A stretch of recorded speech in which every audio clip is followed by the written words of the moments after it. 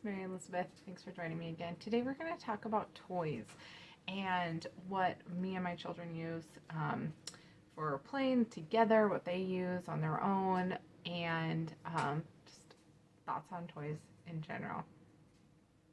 So, first off, I wanted to start by explaining a couple terms.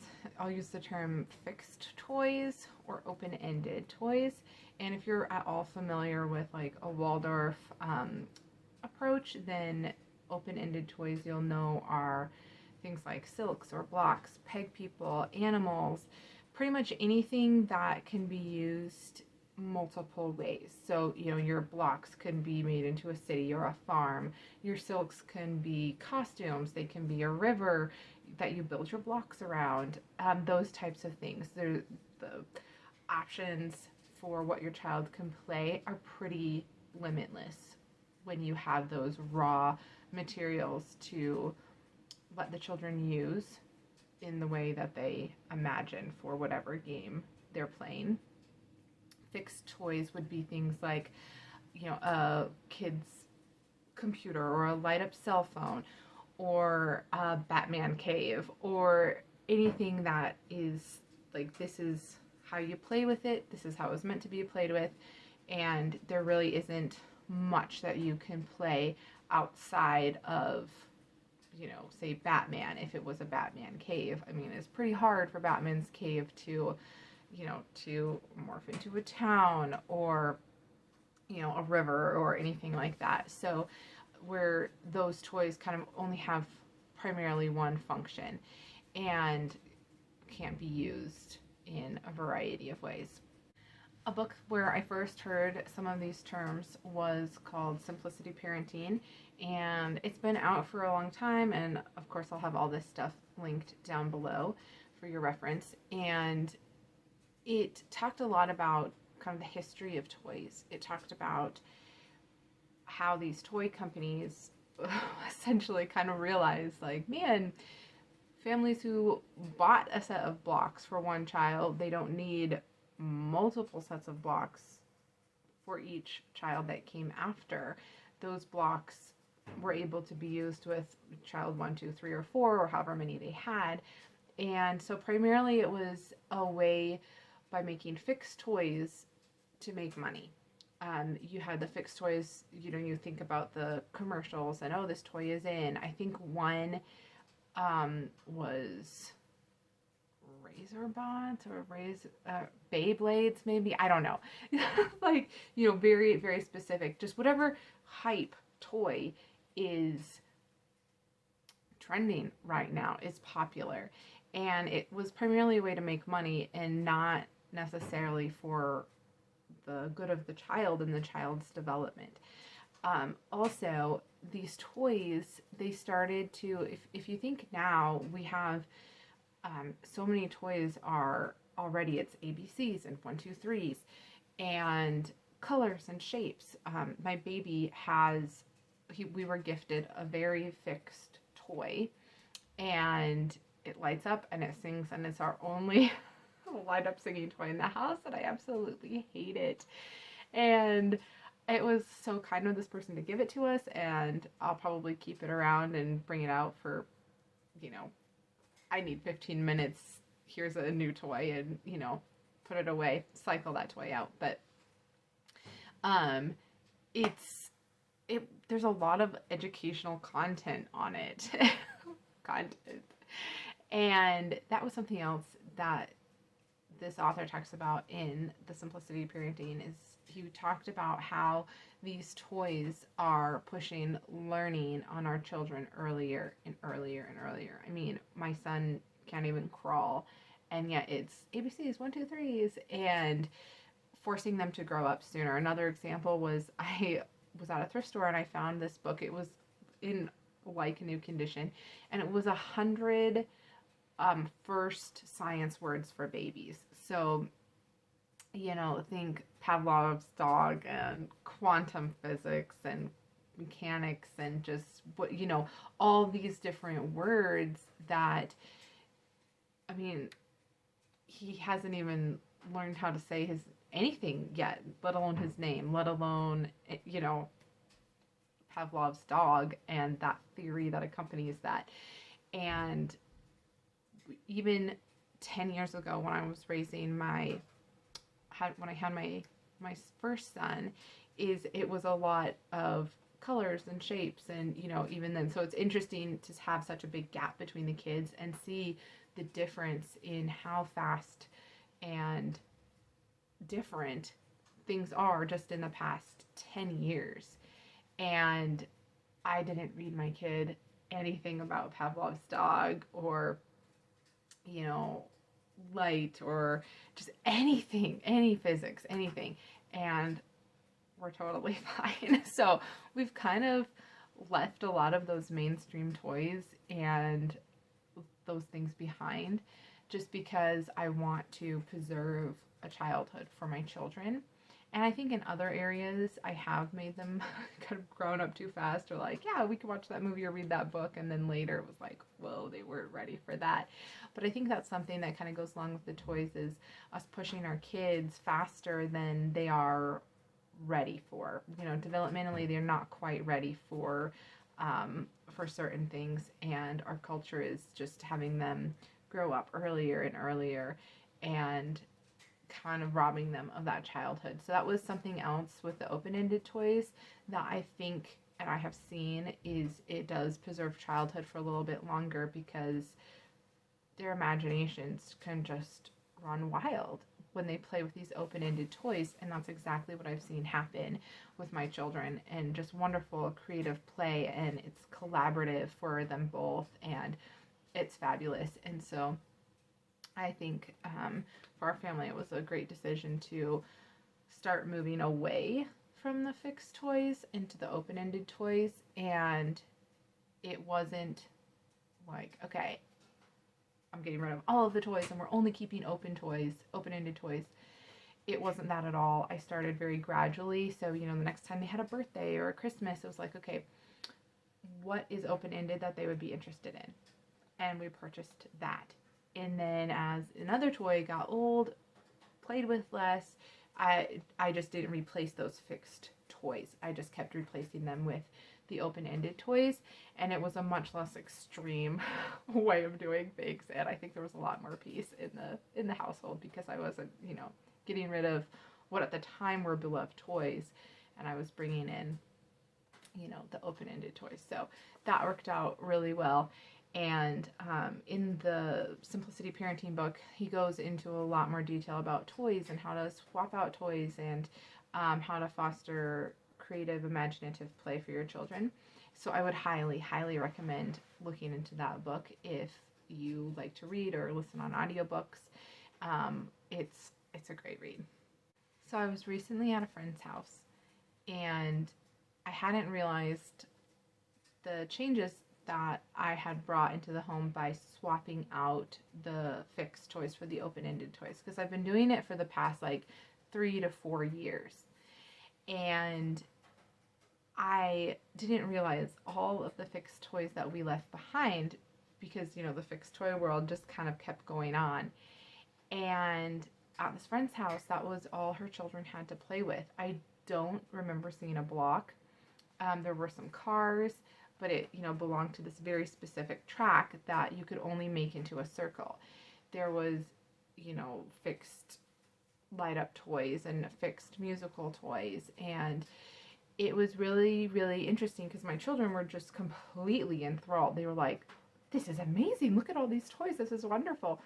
But in the time that we were there about 2 hours, it really quickly lost its luster, and they kind of were milling around, and we're like, okay, what else is there to do? Because once they had, came and they saw the toys and conquered the toys, then there really wasn't anything else to play, and they weren't quite sure what to do. And so it was really interesting to see that dynamic, and then to see the reverse happen in our home, where there are so many things that we use for open-ended play, and they just play differently. So it was really interesting to see that. And we came home, and I told my husband, I was like, our house, our houses look so different in what we have to play with and noise level and things like that. It was really, really interesting. So as you swap open-ended toys or keep your fixed toys, whatever works for your family, it's really interesting to see the difference, and I really like to see how other families do things. And it was interesting to see how the kids react. So we'll have to have them over and see how her kids do with all the open-ended toys, because it's just, you play so differently with fixed toys versus open-ended toys. So my play choices for the children and their toys also support me in our homeschooling endeavors.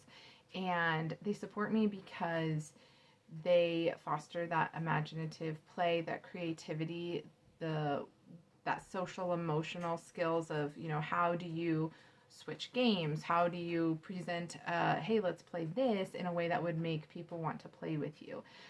All of those things are really kind of heightened when it's imaginative, open-ended play, because there's so many things that you could do. And I have seen that creativity reflected in their schoolwork, in their ability to problem solve. And I'm excited to see what it's like, as teens for them with their critical thinking abilities and things like that. All those things are a part of and come from imaginative play, because play is children's work. They're working at that. They're working at, building that city. They're working at, whatever it is. And they're constantly thinking like, okay, what can I do to change and make it better? Or what went wrong here? What can we try next time? And those are all things that we do as adults. Those are all skills that we use all the time, even more so as a homeschooling family and parent. You're constantly watching your kids to be like, okay, that didn't work. That works. Let's try this. Let's do that next time. And so they start early on mimicking some of those skills that they need later in life. And so all those things, those open-ended toys, that imaginative play, all those things really help support the schoolwork. It's very, there's a lot of continuity in how they play, and then how they use those skills in play for schoolwork and chores and things like that. I'm sure we have all had a horrible online shopping experience. And I had one that kind of coincided with my switching over from fixed toys to open-ended toys. And I ordered, it was a math manipulative, so there were rods for counting and just wooden counters. And the product I got did not look like the picture. And it was all, wooden, handmade, blah, blah, blah. And I was like, oh, that's such a great deal, which, I'm sure you're thinking, yeah, if it's too good to be true, it probably is. And so I received this order, and the chemicals I could smell, like, before I even opened the package. And it was it was not quality dye on these wooden rods. I didn't know the quality of the wood or how the wood was finished. I didn't know, like, it was crazy. And it was from Amazon. And I was like, what is happening? So I, contacted Amazon customer service and just explained the situation, that it wasn't as described and everything. And basically I got, that's too bad. Sorry for your experience. You can return it. So I returned it, and that kind of got me starting to research a little bit on the quality of toys and the standards for toys in our country and things like that, which is great if you have nothing else to do, to take some time and just look some things up for education purposes. It's really interesting. And there's, huge extremes of, oh, it's fine. And then, oh, you can get lead testing kits, for your home. So you can test, your toys before you give them to your kids. Just huge extremes, of course, like anything else. And so I started doing research into some of the toys, and you'll have to do your own research. This is just, my opinion and what works for my family. And the toys made by European companies, they have a stricter standard for it being, edible, child friendly, eco friendly, non toxic, those types of things.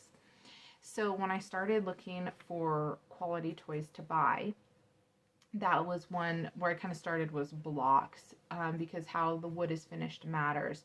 What kind of paints are used, if you get painted blocks or plain blocks, those things matter. And so we saved up and we bought the quality blocks that we knew could be put in mouths, or if they were playing with them and went to eat a snack, it wouldn't be like, oh, wash your hands. And it was worth it.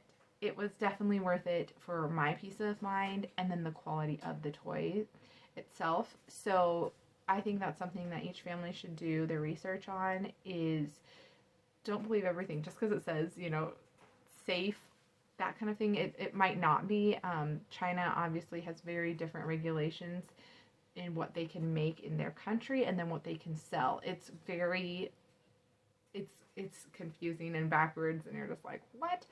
So another resource that I used, that I found as I was going through this, was, I believe it was the documentary series called Rotten or Broken on Netflix, and I'll link all this below.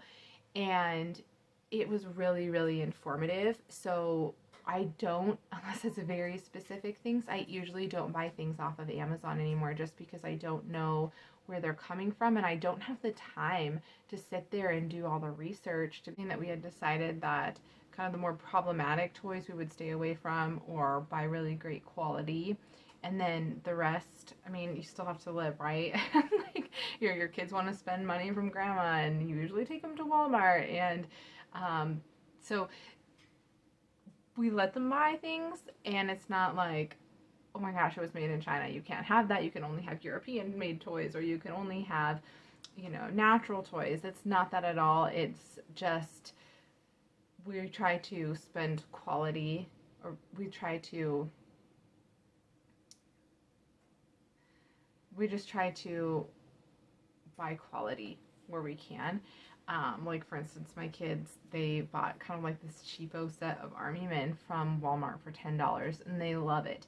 And they build blocks, and they build barracks and forts, and then they'll take some of them outside and play with them in the dirt. And again, it's, even though those are very rigid, fixed toys, it's also very open-ended, because you're doing different battles and different things are happening, and you can build different armaments and things like that. So even though some of those toys are fixed, it's not something that, like, I'm going, it's not a hill I'm going to die on. It's like, you have so many other things that you are doing with the open-ended toys. And so the soldiers, it's just like, yeah, sure, play with your soldiers. So I think it's balance, and not getting so rigid where it's like, no, we can't buy toys from China, or no, you can't buy that. So that's not kind of realistic for our family. And so there are some more fixed toys that we have, but for sure I don't think we have any, except for any light up musical toys. So then also, for the toys that we do use, they love Legos. I mean, Legos are a great toy, very open-ended, and so we play a lot with Legos. We have a lot, and it's something that my kids will spend their personal spending money on, because they love them. And we also have wooden blocks and magnetic tiles, and I will do a separate video with some of my favorite open-ended toys, because I know when I was kind of researching it, I love to see what was out there for what was open-ended, because I was busy and we didn't have TV, I didn't have commercials, I didn't have all these things, and it was really nice to see some open-ended toys, and then be on the lookout for similar ones, or things that you could make open-ended toys from, if that kind of makes sense. So like one example is, when I go to thrift stores, I look for fairly good quality, like cotton or flannel sheets, And they're usually separated. You know, you can buy the flat or the fitted, and I'll buy a flat, especially if it's lonely and the fitted one isn't there. And the boys will play with them outside. They will make forts out of them or use them as pretend sleeping bags if they're playing dress up. You know, whatever they can imagine with these big pieces of fabric. And then they're fairly easy to wash. They're not taking blankets outside, that type of thing, because, you know, I want to build a fort.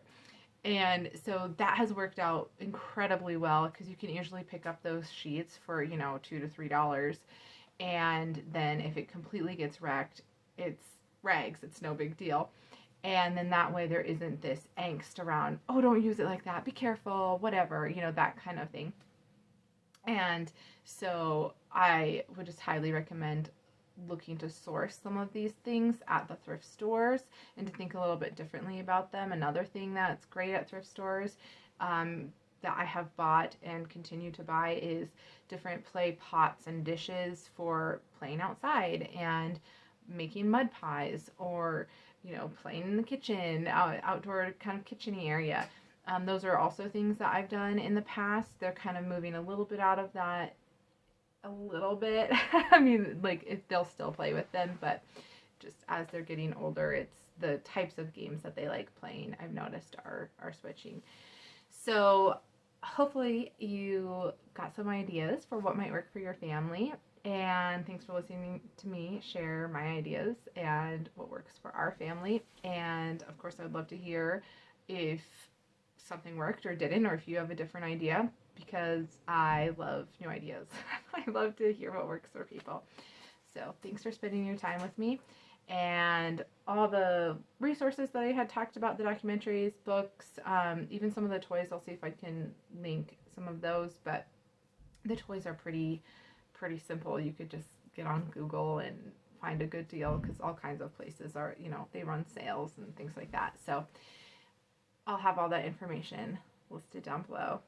Thanks. We'll see you next time.